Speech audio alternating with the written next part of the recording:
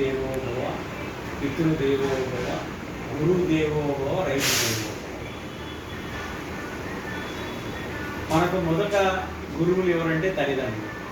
మనకు దేవుడు అనే విషయం మనకు తెలుసు. వాస్తవంగా చెప్పాలంటే కొంతకాలానికి మనం దైవాన్ని గురించి తెలుసుకోవాలి.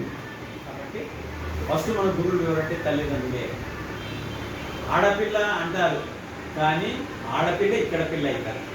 అంటే ఒక ఇంటి నుంచి ఒక ఇంటికి తల్లిలాగా, భార్యలాగా, అత్తలాగా ఎన్నో పిల్లల్ని తీర్చిదిద్దడంలో తల్లిదండ్రుల పాత్ర చాలా పెద్దది.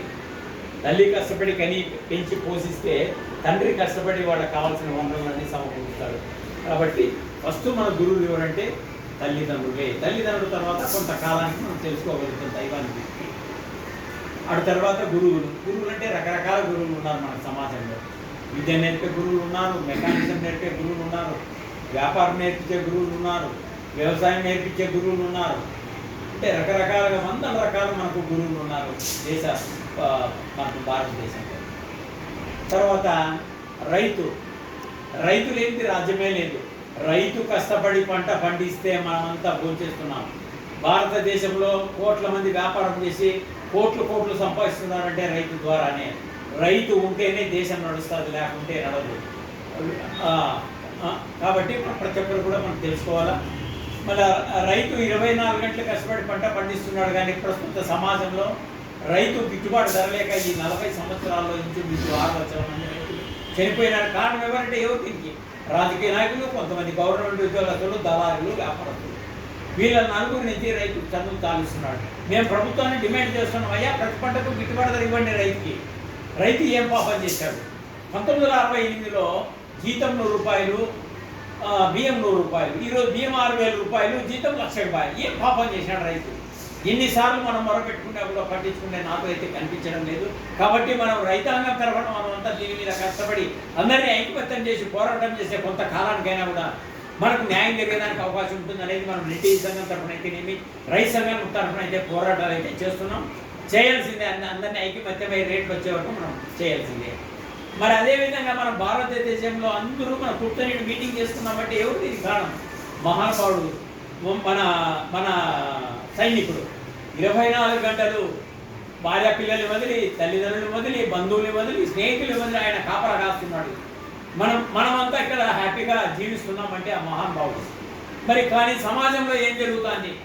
గంజాయి అమ్మేవాడు గంజాయి అమ్ముతాడు, సారాయి అమ్మేవాడు సారాయి అమ్ముతాడు, హెరాయిన్ అమ్మేవాడు హెరాయిన్ అమ్ముతాడు, మోసం చేసేవాడు మోసం చేస్తాడు, మానభంగం చేసేవాడు మానభంగం చేస్తాడు.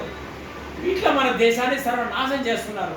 దీన్ని మనము కనీసం డిపార్ట్మెంట్ ఖచ్చితంగా దీన్ని మొదట్లోనే చొరవ తీసుకొని ఎవడైతే తప్పు పని చేస్తాడో వారికి యావజ్జీవసి చేస్తే కొంతకాలానికైనా కూడా మనకు న్యాయం జరిగే అవకాశం ఉంది దేశానికి. ఈరోజు అవినీతి ఎక్కడికి పోయింది? 90% జరుగుతుంది. 10% ఉండే అవినీతి 90% జరుగుతుంది. ఎవరు ఉద్యోగాల్లో ఉన్నారు ఈరోజు? ఈ రిజర్వేషన్ల ద్వారా వచ్చిన వాళ్ళే ఉద్యోగాల్లో ఉన్నారు. అవినీతి అయితే పెంచి పెరిగిపోయింది. 100% సత్యం ఇది. దీన్ని నిర్మూలన చేయాలంటే మనం ఒకటి డిమాండ్ చేయాలి. దేశంలో ఎవరైనా కానీ ప్రతిభ గలవానికి అవకాశం కల్పిస్తే అప్పుడు ఈ దేశం బాగుపడుతుంది. దేశానికి స్వతంత్రం వచ్చినప్పుడు 10 సంవత్సరాలు మాత్రమే మనకు రిజర్వేషన్లు పెట్టారు. కానీ 70 సంవత్సరాలు అయినా కూడా ఈ రాజకీయ నాయకుల స్వార్థం కోసం మనం రిజర్వేషన్లు పెట్టి యువతను నాశనం చేస్తూ మంచి వాళ్ళందరినీ విదేశానికి వెళ్ళిపోయేదంతా చేస్తున్నారు. కాబట్టి మనమంతా దీన్ని ఖచ్చితంగా మనం దీని మీద డిమాండ్ చేయాల్సిందే. ఏ కులమైనా పర్వాలేదు, యువతకు ఎవరైతే యోగ్యత కలిగి ఉంటారో వాళ్ళకి అవకాశం కల్పిస్తే ఈ దేశం సస్యశామలంగా ఉంటుందనేది కూడా మనం డిమాండ్ చేయాల్సిన పరిస్థితి ఇప్పుడు దాపరించింది మనకు. కాబట్టి ప్రతి ఒక్కరు ఆలోచించాలి దీన్ని. తర్వాత దీని అన్నింటికంటే ముందు కూడా మనకి దేశానికి ఎలా స్వాతంత్రం సిద్ధించింది అంటే మనకు మొట్టమొదటిసారిగా మంగళ్ పాండే గారు ఈ దేశ స్వాతంత్రం కోసం పోరాటం చేశాడు. ఆయన పోరాటం చేసిన తర్వాత ఎందరో మహానుభావులు పోరాటం చేస్తున్నారు. మరి అదేవిధంగా రాయలసీమలో మొట్టమొదటి స్వతంత్ర సంగ్రామ యోధుడు ఉయ్యలవాడ నరసింహారెడ్డి 1846లోనే బ్రిటిష్ వాళ్ళ మీద తిరుగుబాటు చేసి ఇంచుమించు 1 సంవత్సరం తాను మొదట 900 మందితో ఆయన యుద్ధం ప్రారంభించి 9,000 మందితో యుద్ధం చేసి లాస్ట్కి ఆయనకి తన దగ్గర ఉన్న వాళ్ళే ఉరికి చెప్తే అతన్ని బంధించి అతని 1847లో ఉరి తీయడం జరిగింది. కోయలకుంట్ల గుమ్మానికి 30 సంవత్సరాలు ఆయన తన శిరస్సును కడితే అంటే ప్రజలు భయప్రాంతులు చేయాలనే ఉద్దేశంతో చేసినా కూడా ప్రజలు ఎవరు భయపడలేదు. కానీ దేశ స్వాతంత్రం కోసం ఎందరో పోరాడి కనీసం 3 సంవత్సరాలకు మనకు దేశ స్వాతంత్రం వచ్చింది. లక్షల మంది ప్రాణాలు అర్పించిన తర్వాత ఈ దేశానికి స్వాతంత్రం వచ్చింది. మంగళ పాండే గారు అయితేనేమి, వీరవాడ నరసింహారెడ్డి, భగత్ సింగ్, అల్లూరు సీతారామరాజు, ఇటువంటి మహానుభావులు లక్షల మంది ప్రాణాలు అర్పించిన తర్వాతనే మనకు దేశానికి స్వాతంత్రం వచ్చింది. ఇదే 14వ శతాబ్దంలో మన చెరువు కట్ట కట్టేటప్పుడు బుక్కరాసంతం ముసలమ్మ గారు చెరువు కట్ట తెగిపోయేటప్పుడు ఒక బలిదానం కావాలంటే ఆమె బలిదానం అయినప్పుడే ఈ చెరువు కట్ట నిలబడి ఈ రైతుల కోసం ఆమె ప్రాణత్యాగం చేసింది. ఇటువంటి వాళ్ళు ఎందరో ఉన్నారు మనకు ఈ దేశం కోసం పనిచేసిన మహానుభావులు. మరి అదేవిధంగా నాగమ్మ గారు పల్నాడు యుద్ధంలో మహామంత్రినిగా ఆమె ఎంతో పేరు ప్రఖ్యాతులు తెచ్చుకుంది. మన ఇంట పుట్టిన నాగమ్మ గారు. ఆమెకు పెళ్ళైన తర్వాత 4 రోజుల్లోనే భర్త చనిపోతాడు. ఆమె కన్యగా పుట్టి కన్యగానే ఈ ఎంతో పేరు తెచ్చుకొని మన రెడ్డి కుటుంబానికి ఎంతో పేరు తెచ్చిపెట్టిన మహానుభావులు. మరి అదే వేమన గారు ఆయన అన్నీ చూశాడు తన జీవితంలో. ఇది చూడలేదు అది చూడలేదు అనేది కదా, అన్నీ చూసిన తర్వాత ఆయన యోగిగా మారాడు. యోగిగా మారిన తర్వాత కనీసం అంటే కూడా కొన్ని వేల పద్యాలు రాశాడు ఈ సమాజం కోసం. ఆనాడే అవినీతిని కడిగి పారేసిన మహానుభావుడు. అల్పబుద్ధి గలవానికి అధికారం ఇచ్చిన దొడ్డవారిని ఎలా తొలగొట్టు, చెప్పు తినడు కుక్క చెరుకు తీ పెరుగున విశ్వదాభిరామ విరవేమ. అదేవిధంగా తల్లిదండ్రుల ఎందుకు దయ లేకుండా ఎలా ఉంటారో అది ఉండడం కరెక్ట్ కాదనే ఉద్దేశంతో తల్లిదండ్రుల ఎందుకు దయలేని పుత్రుడు పుట్టనేమి వాడు గిట్టనేమి, పుట్టలో చెదురు పుట్టదా గిట్టదా విశ్వదాభిరామ విరవేమ. అంటే తల్లిదండ్రుల మీద దయలేని వాడు చెదురుతో సమానం అని చెప్పేసి ఆ మహానుభావుడు ఆనాడే మనకు సమాజానికి చెప్పినాడు.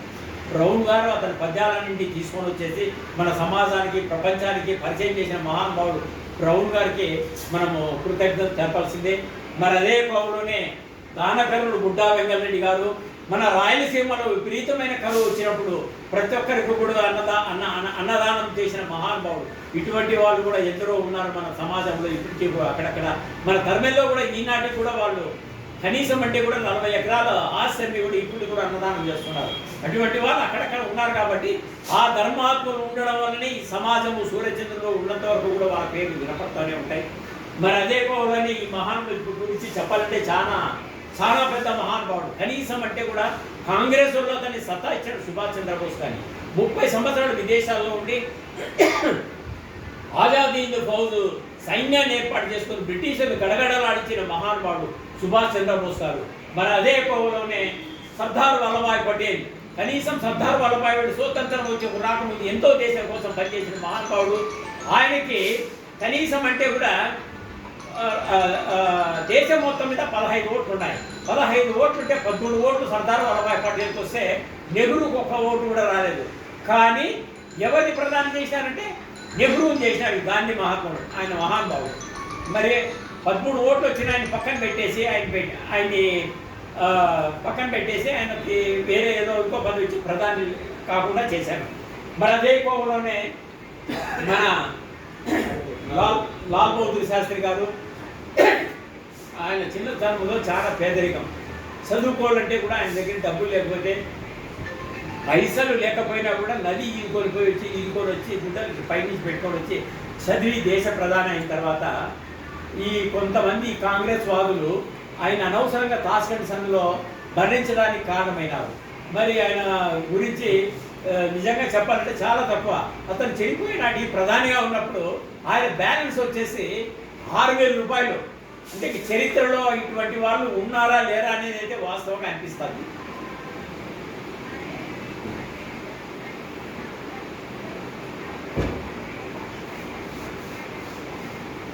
మరి మనము వాళ్ళని మనం ఆదర్శంగా తీసుకొని మనం ఇప్పుడున్న సమాజంలో మన కోసం మన దేశం కోసం మనమైతే ఖచ్చితంగా పోరాటం చేయాల్సిందే, ప్రయత్నం చేయాల్సిందే.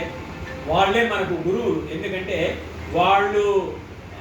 వాళ్ళని చూసి మనం నేర్చుకొని ఈ సమాజంలో మనము సమాజాన్ని ఎలా ముందుకు తీసుకుపోవాలి. సమాజాన్ని ముందుకు తీసుకోవాలంటే ఒకటే రిజర్వేషన్ అనేటివి ఈ దేశానికి